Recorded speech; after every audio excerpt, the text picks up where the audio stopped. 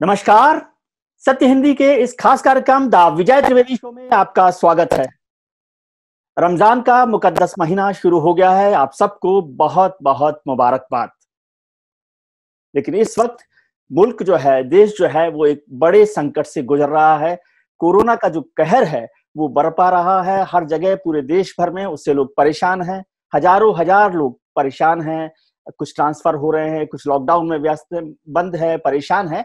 और उन सब के बीच ये देश उससे निकलने की, उस जंग से जीतने की कोशिश कर रहा है। आज हम इस पर चर्चा करेंगे। हमारे साथ मुंबई से जाफर सरीशवाला साहब जुड़े हुए हैं। लेकिन उससे पहले एक छोटी सी रिक्वेस्ट सत्य हिंदी को लेकर कि सत्य हिंदी के साथ आपकी मोहब्बत, आपका स्नेह, आपका प्यार लगातार बढ़ता रहा है और उससे हमें सच बोलने की हिम्मत बढ़ी है। इस रिश्ते को और मजबूत करने के लिए हम आपसे रिक्वेस्ट करते हैं कि इस वीडियो के नीचे डिस्क्रिप्शन में लिंक को जाकर क्लिक कीजिए। उससे सच्चाई का ये रिश्ता बहुत आगे बढ़ेगा। चर्चा करेंगे कोरोना को लेकर और देश के जो मौजूदा माहौल है उसको लेकर। जफर सरीशवाला साहब सोशल एक्टिविस्ट तो हैं ही, इंडस्ट्रियलिस्ट भी हैं।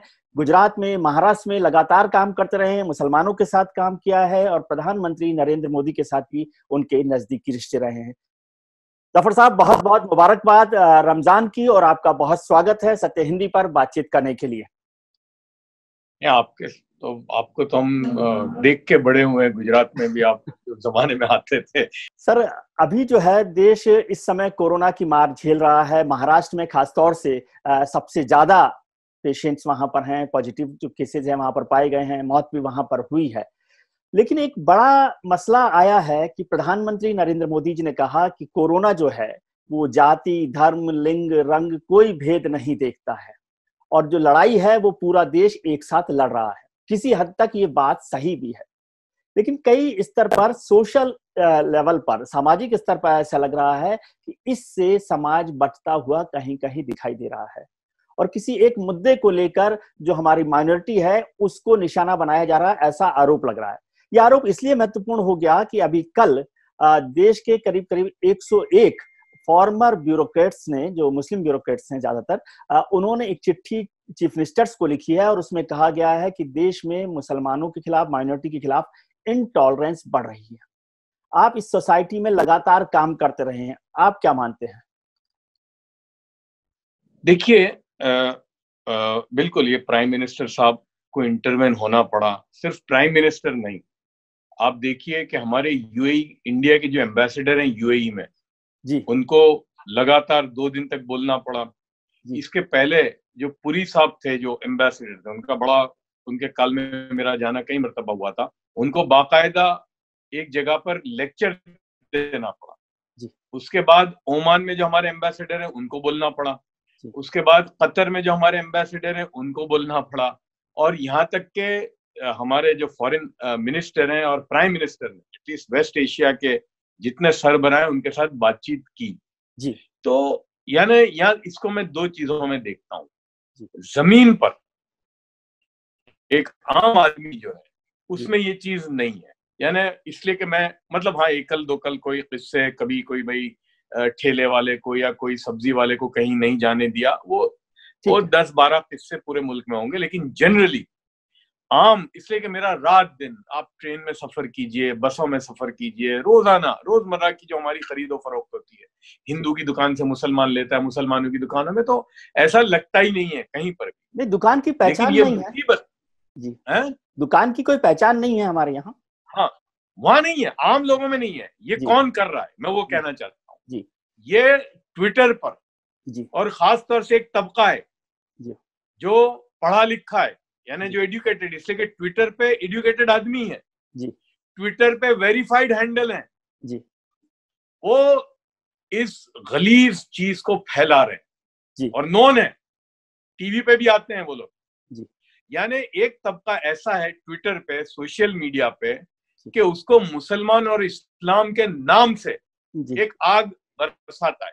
और मैं कहूंगा कि ये कोरोना वायरस से ज्यादा खतरनाक है जी, इसलिए कि कोरोना वायरस तो शायद 2-4-3 महीने में, 4 महीने में खत्म हो जाएगा, लेकिन ये जो आग लगा रहे हैं, कम्युनल आग, वायरस भी नहीं है, ये आग है। और ये तबका, हमको सबको पता है कौन लोग हैं, वेरीफाइड हैंडल हैं, इधर आग लगाते हैं और खुद दुबई में जाकर अपने मकान रखते हैं जी। खुद दुबई जाते हैं, खुद कतर जाते हैं, खुद सऊदी और अरब बिजनेसमैन के साथ कारोबार में शिरकत भी करते हैं, पार्टनर भी हैं जी। और यहाँ आग लगाते हैं। ये वो तबका है और मैं समझता हूँ इसीलिए प्राइम मिनिस्टर साहब को इंटरवेन होना पड़ा। और मेरे हिसाब से प्राइम मिनिस्टर साहब का जो मैसेज है जी, वो उन लोगों के लिए। सर आप जो बात कर रहे हैं वो एक सोशल जो एक परसेप्शन होता है उससे उलट है। वो ये कि हम लोग समझते हैं कि जो हमारे यहाँ रिलीजियस एनोमिनिटी है या जो भी नाराजगी होती है, वो जो जहालत वाले जो लोग हैं, जो कम पढ़े लिखे लोग हैं, किसी भी समाज के, किसी भी धर्म के, वो लोग फैला रहे हैं। आप कह रहे हैं कि जो पढ़ा लिखा है तबका है हिंदुस्तान का, वो इस सब वायरस को फैला रहा है, जो रिलीजियस वायरस जिसे मैं कहता हूँ, उसे फैला रहा है। तो ये तो और ज्यादा खतरनाक बात है। बिल्कुल आम आदमी में नहीं है जी। वो आम आदमी को मैं जब देखता हूं तो उसके चेहरे पे सिवाय परेशानी के कुछ नहीं लिखा। जी। उसके चेहरे पे ना हिंदू लिखा है ना मुसलमान। वो बेचारा कोई वो कभी किसी की मजदूरी लेता है, देता है, वो कभी ये नहीं पूछता कि मैं मेरी टैक्सी में किसी मुसलमान को बिठाता हूं या कोई हिंदू बैठता है।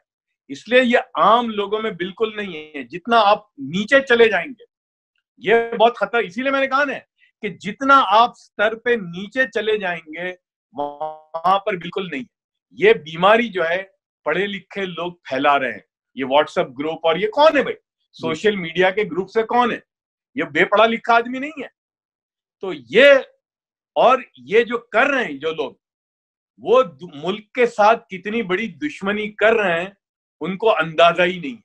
जी सर, जो अभी चिट्ठी लिखी गई एक करीब 100 फॉर्मर ब्यूरोक्रेट्स ने सभी राज्यों के मुख्यमंत्रियों को लिखी है, और उसमें उन्होंने लिखा है कि मुसलमानों को किसी हद तक इनटॉलरेंस फील करनी पड़ रही है, महसूस करनी पड़ रही है। आपने तो बहुत काम किया है सामाजिक स्तर पर भी, बिजनेस के स्तर पर भी, पॉलिटिकल लेवल पर भी, और खुद आपने प्रधानमंत्री के साथ भी काम किया है। क्या आपको लग रहा है इसका कोई वजूद है या इसका कोई मतलब है, या केवल सब लोग अपना अपना कुछ बात कहने के लिए ये कोशिश कर रहे हैं? नहीं देखिए, उनकी जो बात से मैं इत्तेफाक नहीं रखता, इसलिए कि मैंने भी काम किया है बहुत ही लोअर स्तर पर। तो नहीं है। मैंने कहा ना कि आम भाई देखिए, अभी जैसा फॉर एग्जांपल अभी जो हो रहा है हॉस्पिटलों में इलाज है पूरे मुल्क में जी, मुसलमान भी हैं, जमात के भी लोग हैं। मैं क्योंकि मैं कनेक्टेड हूं तो मैं फोन करके पूछता हूं। जैसे अहमदाबाद में पूछता हूं कि भाई क्या है। अहमदाबाद में 2 जगहों पर बड़ी तादाद में पेशेंट है जो मुसलमान भी हैं, बड़ी तादाद में। एक सिविल हॉस्पिटल में और एक सरदार वल्लभ भाई पटेल हॉस्पिटल जो अहमदाबाद गुजरात की नाक है, जो म्युनिसिपल कॉर्पोरेशन की है, लेकिन वर्ल्ड क्लास हॉस्पिटल जिसको हमारे प्रधानमंत्री साहब ने इनॉग्रेट किया था, वहां बड़ी तादाद में मुसलमान है। बंबई में हैं हॉस्पिटलों में, दिल्ली में है। तो मैंने अब तक जहां और तमिलनाडु में, बेंगलोर में, यूपी के कुछ इलाकों में मैंने पूछा कि भाई जो इलाज के तहत हो आप, तो क्या डॉक्टर या जो पैरामेडिकल स्टाफ है वो क्या आपके साथ भेदभाव करता है इलाज करने में? तो आप नहीं मानेंगे विजय जी, एक किस्सा नहीं मिला मुझे। इवन अहमदाबाद में, अहमदाबाद तो एपी सेंटर है, अगर सबसे ज्यादा अगर ये वायरस होता तो वो अहमदाबाद में होता, लेकिन बिल्कुल नहीं है। सबसे बड़ा जो तालीम का, एजुकेशन का है, मैं इनसे पूछना चाहता हूं आपने उसके लिए क्या किया? देखिए ये सब चीजें नहीं चाहिए हमको। मुसलमान ये खतवत जो है ना, इससे आगे निकल गया यार ये, और ये चीफ मिनिस्टर को लिखना, ये इससे आपकी जो जिम्मेदारी है आप उससे सुबुक्तोष नहीं होते। अगर आप कुछ करना चाहते हैं मुसलमानों के लिए तो आप उनको तालीम के मैदान में ऊपर लेकर आए। और आप तो ब्यूरोक्रेट हैं। मैं कहता हूं इनसे कि भाई चलो ना, आप यूपीएससी की ट्रेनिंग एकेडमी शुरू करके दो हमको। तो ये करने की चीजें हैं। खत लिखना बहुत आसान है विजय जी, मैं भी लिख सकता हूँ। गुजरात में बहुत सारे सोशल ऑर्गेनाइजेशंस ने ऐसा काम किया है। मुझे ध्यान है कि गुजरात के कई मुस्लिम ऑर्गेनाइजेशन हैं जिसने बहुत अच्छा काम किया, खासतौर से एजुकेशन के मसले पर आपको जानकारी होगी, और उससे एक बहुत बड़ा बदलाव आया। मैं खुद भी इसलिए कह रहा हूँ कि मेरा खुद उसमें इन्वॉल्वमेंट रहा है। जैसे हमने एक मूवमेंट शुरू की तालीम और तरबियत के नाम से, तालीम की ताकत के नाम से। हमने छोटे पैमाने पे शुरू की थी 6-7 साल पहले, और उसमें भी सपोर्ट था मोदी साहब का। इसे कि मोदी साहब जब प्राइम मिनिस्टर कैंडिडेट बने थे, हम साथ में होते थे उनके साथ, तो कहते थे कि अगर तुम इस कौम को आगे जाना चाहते हो, ले जाना चाहते हो, तो बोले इसको तालीम के मैदान में आगे बढ़ाओ, और उसमें तुमको मेरी मदद की जहां जरूरत है मैं तैयार हूं। तो हमने छोटे पैमाने पे शुरू किया, फिर और बढ़ता गया, फिर उसमें सलमान खान के फादर हैं वो जुड़े और लोग जुड़ते गए, यानी एक कारवां बनता चला गया।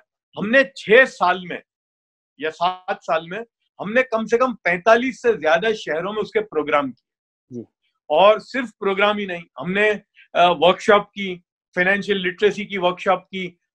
यूपी के कम से कम 10-11 शहरों में जाना हुआ मेरा। साउथ में हम नहीं गए, लेकिन हिंदुस्तान के करीब करीब तो हमने एंटरप्रेन्योरशिप की वर्कशॉप की, यूपीएससी की ट्रेनिंग एकेडमी जो लोग कर रहे हैं उनको हमने आगे और लेवल पे ले जाने का क्या। और जो आपने कहा गुजरात में, बिल्कुल मेरा ऐसी कई संस्थाएं हैं जो लोअर लेवल पे, यूपीएससी नहीं, इसलिए कि अब तो आपको पता होगा कि हिंदुस्तान में हर नौकरी जो है वो ओपन टेस्ट के साथ होती है जी। यानी एक क्लर्क की नौकरी या बैंक के क्लर्क की नौकरी या एक कांस्टेबल की नौकरी भी एग्जाम होती है जी। तो मेरा एक रहा तजुर्बा कि भाई मुसलमान इम्तिहान में ही नहीं बैठता था, तो मैं हमेशा मुसलमानों को कहता था यार तुम शिकायत क्यों करते हो, तुम इम्तिहान में तो बैठते नहीं हो, अगर इम्तिहान में ही नहीं बैठोगे तो कहां से होगा, तुम आओगे कहां से जी। तो हमने कोशिश की 6-7 साल तक कि भाई इम्तिहान में बैठो, और हमने जब हिसाब लगाया था उस जमाने में तो मुसलमानों का जो पार्टिसिपेशन है इम्तिहान में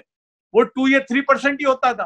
तो अब जब इम्तिहान में 3% बैठेगा तो सिलेक्शन में 8% कहां से आएगा जी। तो मैं उससे इसलिए मुख्तलिफ मेरी राय है कि ये सब ठीक है, करने का काम है, और वो लोग नहीं करते इसलिए कि उसमें बड़ी मेहनत होती है जी। आपने अभी तबलीगी जमात का जिक्र किया, आप उस जमात से जुड़े हुए भी हैं। अभी खास तौर से कोरोना को लेकर ये सबसे बड़ा झगड़ा जमात के नाम पर हुआ कि तबलीगी जमात ने दिल्ली में निजामुद्दीन में जो किया और फिर वहां से लोग पूरे देश भर में फैल गए, उसका नुकसान हुआ है। और बहुत सारे लोग तो ये कह रहे हैं कि जमात का नुकसान जो है मुसलमानों को उठाना पड़ा है, कि उनके नाम पर सारी गाली उनको पड़ रही है। देखिए यहाँ बिल्कुल आपने कहा, मेरा तबलीग जमात से बचपन से ताल्लुक रहा है, और एक चीज जो लोगों के सामने तो नहीं आती, लेकिन तबलीग जमात में पिछले 5 साल से 2 ग्रुप हैं। एक जो मरकज निजामुद्दीन में जो मौलाना साद साहब का एक है, और एक ग्रुप जो अलग हो गया मौलाना साद साहब से 5 साल पहले, हाँ 2012-13 में के बाद जो हुआ था शुरू। हाँ, और वो जो ग्रुप है उसमें बड़े बड़े इस्लामिक स्कॉलर हैं जी। और दानिश्वर जो तबलीग में एजुकेटेड थे, हाईली एजुकेटेड लोग थे, जो ऊंच नीच को जानते थे, professors, doctors, engineers, Islamic scholar, वो अलग हो गए और धीमे धीमे वो ड्रिफ्ट होकर, और वो फर्क ही ये है कि यहाँ इमारत है ना, अमीर मतलब एक आदमी जी, और वहां है शूरा, उनकी एक कंसल्टेटिव कमिटी है जिसमें 13 या 14 पूरी दुनिया के जुड़े हुए हैं। तो अब मैं यही कह रहा हूं कि गलती ये मौलाना साद साहब को भी, और मैं भी था उसमें, यानी हमने मार्च में, क्योंकि इनके सारे प्रोग्राम जो होते हैं वो जोड़ होता है, मतलब लोग जमा होते हैं, तो हमने इनको भी कहा था, हालांकि जब कुछ खुला एक सामने नहीं आ गया था, लेकिन दुनिया से खबरें आ रही थी, लोग अपने प्रोग्राम कैंसिल कर रहे थे। दूसरा ये हो रहा था कि भाई स्कूल और कॉलेजेस बंद होने की बातें हो रही थी, हवाई जहाज शायद बंद हो जाए, ये सब चल रहा था। तो हमने एक एहतियात के पहलू के तौर पे इनसे भी कहा और उनसे भी कहा था जी। तो वो लोगों ने, उनका भी बड़ा प्रोग्राम होने वाला था, 15 से 20 मार्च को होने वाला था, जिसमें 3-4 हजार लोग जमा होने वाले थे। तो उन्होंने अपनी एग्जीक्यूटिव जो कमेटी है शूरा के लोगों को बुलाया, और 6 मार्च को उन्होंने अपने सारे प्रोग्राम मौकूफ कर दिए। यही बात यहाँ इनको भी कही थी, लेकिन जब इनको समझ में आया, जब तो वो ऑलरेडी बहुत देर हो चुकी थी, यानी वो लॉकडाउन हो गया था। तो अब आप तो जानते हैं, आप मीडिया में रहे हैं, यानी तबलीग जमात में मौलाना साद साहब ने तश्तरी में जी एक इशू मीडिया को दिया। तो आप मुझे बताइए कौन सा चैनल हेड जो है वो अपने टीआरपी के लिए इसको इस्तेमाल नहीं करेगा।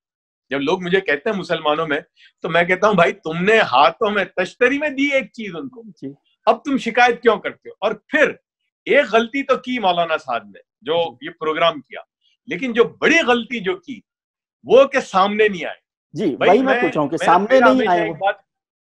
मेरा ये रहा कि देखिए पुलिस आपको क्या पूछती है नहीं पूछती, ईडी क्या पूछती नहीं पूछती, वो मेरे लिए इशू नहीं है। मेरे लिए इशू ये है कि आप एक जमात के अमीर हैं, लाखों लोग आपकी सुनते हैं, आपके एक इशारे पर चलते हैं, तो आपको उनके खातिर सामने आना बहुत जरूरी था। और वो एक इमारत, बोलते हैं ना, अमीर को जो लीडरशिप देने का वक्त जिंदगी में एक दो बार ही आता है जी। और ये वो मौका था कि जिसमें मौलाना साद साहब का नहीं आना सामने और हिदायत नहीं देना, उसकी ये मुसीबत हुई। अगर मौलाना साद साहब वो 28-29 तारीख को जो उनकी मुलाकात हुई, वो अभी तक भी सामने नहीं आए हैं। मैं ये मैंने कही उनको, मैंने डायरेक्ट फोन पे बात की कि देखिए, नेशनल सिक्योरिटी एडवाइजर के बारे में आता है कि भाई वो मिलने आए, तो इसको यूं समझिए कि सरकार जो है सिचुएशन को डिफ्यूज करना चाहती है जी। तभी तो आपको मिलना आई जी। तो आपको ये मौके का फायदा उठाकर आप सामने जाते कि भाई देखो, ये इतने लोग हैं मेरे मरकज में, फला मुल्क से आए, ये हैं, अब आप बताइए हम क्या करें। ये गलती हो गई। तो अगर ये मौलाना साद साहब उस वक्त कर देते तो ये आज जो 1 महीने में जो सारा जो हुआ, ये बिल्कुल ना होता। जी। लेकिन एक और बात हुई जिसका आपने जिक्र किया कि तबलीगी जमात के जो लोग देश भर में फैले, उन्होंने एक तो खुद भी सामने नहीं आए, केवल मोहम्मद साद ही नहीं, मौलाना साद साहब ही नहीं, दूसरे जो लोग हैं वो भी नहीं आए।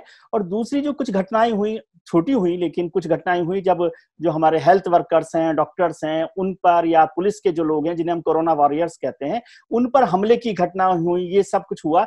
इससे भी बड़ा नुकसान हुआ। ऐसा आपको नहीं लगता? ऐसा नहीं करना चाहिए था, कोई भी लोग हो? देखिए, वही तो है, वही तो लीडरशिप का काम होता है जी।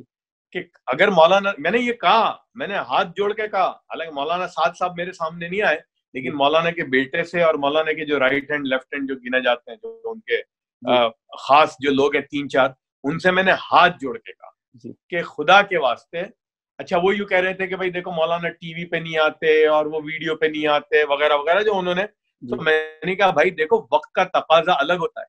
एक चीज, ये कोरोना वायरस में जो चीज आई, लॉकडाउन या सोशल डिस्टेंसिंग, कभी हमने तो सुना भी नहीं था जी। लेकिन वक्त पे करना पड़ा।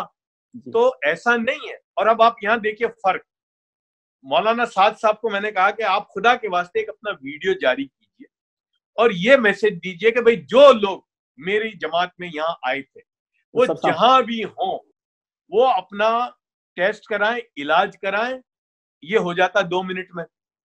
अब यहाँ देखिए, इसके जो दूसरा ग्रुप है, मौलाना इब्राहिम देवला जी, उन्होंने वीडियो मैसेज, यानी 91 साल की उम्र है उनकी, मौलाना इब्राहिम देवला की जी। और मैं आपको विजय जी बताऊं कि उनके तो मसलक में तस्वीर निकालना भी हराम है। मौलाना इब्राहिम देवला की तस्वीर सिवाय पासपोर्ट के कहीं नहीं आई, वीडियो तो कभी उन्होंने जिंदगी में नहीं निकाली।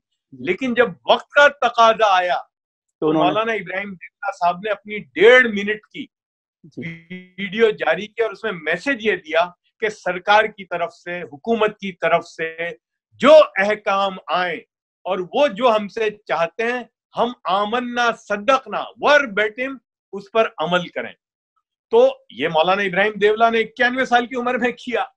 तो अगर ये कर देते मौलाना, तो ये जो आज हुआ है ये ना होता। मुझे ये लगा कि कहीं उनके जो लोग थे उनसे, हालांकि वो चंद किस्से हैं जी, लेकिन एक किस्सा भी वो जो है सारे उसका नुकसान सोसाइटी में बड़ा हुआ ना, उसका गुस्सा जो है वो मुसलमानों को भी झेलना पड़ रहा है। बिल्कुल बिल्कुल। ये मैं इसको यूं कहता हूं कि सदियों ने खता खाई, लम्हों ने खता खाई, सदियों ने सजा पाई। सदियों ने सजा पाई। वो एक लम्हे की गलती जो मुसलमान भुगत रहा है। बिल्कुल जी। आखिरी सवाल सर, तो आपका फिर से वही प्रधानमंत्री जी के साथ बात करते हुए, क्या आपको लग रहा है कि इस समय देश में किसी तरह का इंटॉलरेंस है, या प्रधानमंत्री नरेंद्र मोदी, जिनको बार बार एक सोशल मीडिया पर या कुछ लोग एंटी मुस्लिम इमेज बनाकर रखते हैं प्रधानमंत्री की और मौजूदा सरकार की, आप उससे इत्तेफाक रखते हैं? देखिए, आप जानते हैं, मेरा प्रधानमंत्री साहब के साथ 14 साल बहुत करीबी ताल्लुक रहा जी। और हमने तो उनके साथ काम किया। अगर वो एंटी मुस्लिम होते प्रधानमंत्री, या वो कम्युनल होते, तो कहीं ना कहीं उनकी कम्युनलिज्म हमारे सामने आ जाती। और अगर वो कम्युनल होते और हम उनके साथ रहते, ये तो कभी होता ही नहीं। तो प्रधानमंत्री जो है वो बिल्कुल बियॉन्ड है। लेकिन क्योंकि उनका जो पूरा जो एक ग्रुप है उसमें चंद लोग हैं अभी भी ऐसे कि जो अभी तक उससे, वो टाइम रैप मैं कहता हूं, वो उससे बाहर ही नहीं निकल पा रहे। और यानी प्रधानमंत्री की सोच और उनका जो सेकेंड और थर्ड लेयर का जो तबका है, उनकी सोच मैच ही नहीं खाती। इसलिए कि प्रधानमंत्री के साथ हमने तो सफर भी किए मुल्कों में, तो वो उनकी एक सोच बहुत ही अलग है, बहुत ही प्रोग्रेसिव है। लेकिन अनफॉर्चुनेटली उनके यहाँ एक जो तबका है सेकेंड और थर्ड लेवल का, जो अभी तक उससे बाहर नहीं आ रहा है। लेकिन मुझे ऐसा लगता है कि अभी जो प्रधानमंत्री का जो आया, जो ट्वीट आया, और उसके बाद जो हमारे जो एम्बेसडर्स वगैरह ने जो किया, और अरब वर्ल्ड में, यानी मुझे अफसोस इस बात का होता है यहाँ पर, इसलिए कि आप देखिए, मैं ये बात आखिरी बात कहता हूँ कि बड़े फसाद हुए हिंदुस्तान में, खतरनाक किस्म के फसाद हुए, जिसको लोगों ने पोग्राम और जेनोसाइड तक कहा। एनआरसी का मामला हुआ, सीए का मामला हुआ, लेकिन अरब दुनिया हमेशा खामोश रही थी। ये पहली बार आज वो खुल के आए। तो मुझे लगता है कि 6 साल में जो प्रधानमंत्री ने जो एक इमेज बिल्टअप की थी, क्योंकि मैं तो कई विजिट में साथ में था और मुझे बिल्कुल दिख रहा था कि प्रधानमंत्री की विजिट से उस मुल्क में मुसलमानों की यानी हिंदुस्तानियों की छवि में एक पॉजिटिविटी आई थी, उन मुल्कों के लोगों में। तो मैं समझता हूँ कहीं ना कहीं ये लोगों ने उस पर एक जख्मी किया है उस पर। तो कोई खतरा आपको लग रहा है? कोई खतरा आपको लग रहा है हमारे दूसरे मुल्कों से रिश्ते को लेकर? नहीं, वो अब एटलीस्ट प्रधानमंत्री का जो सामने आ जाना, और जो एम्बेसडर्स जो हमारे मुल्कों के, और जो उन्होंने जो किया है, तो अभी ऐसा लगता है कि उन्होंने उस डैमेज को कंट्रोल किया है, और उसको अंदाजा उनको आ गया है कि ये ठीक नहीं। इसलिए कि आप देखिए, हमारे कम से कम 12 से 15 मिलियन लोग काम करते हैं वहां, और वो 15 मिलियन में 70% हिंदू है भाई, मुसलमान तो 30% ही है। और वहां से कम $60 बिलियन का रेमिटेंस आता है। तो ये चंद अपने मफाद को ट्विटर के जरिए पूरा करके कितना नुकसान पहुंचाने की कोशिश कर रहे हैं। लेकिन मुझे खुशी इस बात की है कि हमारी सरकार ने उसको समझ लिया है और उसकी तरफ इकदाम शुरू कर दिया है। चलिए, बहुत बहुत शुक्रिया सर, और रमजान की एक बार फिर मुबारकबाद। आप स्वस्थ रहें, और आप सब लोगों का भी ध्यान रखें कि ये मुल्क जो है स्वस्थ रहे, खुशहाल रहे।